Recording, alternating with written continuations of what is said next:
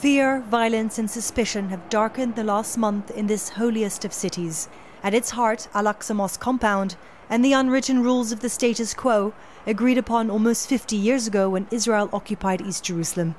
This site has never been as contested as it is today, a result of a movement that gained momentum 2 years ago. With the temple movements starting their campaign demanding Jewish prayer on the Temple Mount, and importantly backed up by strong political players inside the coalition. Since June 2014, police have started putting severe access restrictions for wide parts of the Muslim population, according to age, according to gender. It was never before that the reason was in order to allow Jews to enter the place. And this issue of access is at the heart of the recent violence. It began during 2 recent Jewish holidays when Muslims were prevented from accessing the site while right-wing Jewish groups toured the compound, an act even contested by religious authorities here. This proclamation, signed by Israel's chief rabbis, prohibits Jews from entering the Al-Aqsa mosque compound, or the Temple Mount, as it's known to Jews. But in defiance, growing numbers of Jewish activists have been doing exactly that, stoking and inflaming tensions.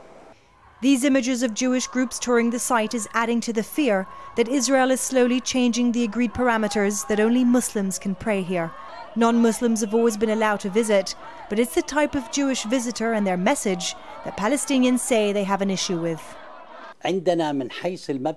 For us, non-Muslims are allowed to visit with respect, as guests, without any provocation or prayer. But this has changed, and these extremists say, we want to pray, and this holy place is ours, and they say that we Muslims should leave. The Israeli Prime Minister issued a statement on Saturday saying categorically that Jews will not be allowed to pray at Al-Aqsa mosque compound. There is an international push to calm the situation.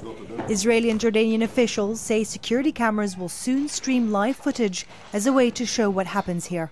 The major issue is that there is no agreement between Israel and Jordan and the Palestinians on what is an aggression on the Temple Mount. So each side will see the same picture, describe it in completely different words.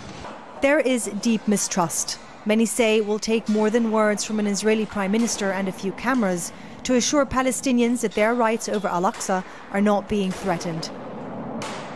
Stephanie Decker, Al Jazeera, in occupied East Jerusalem.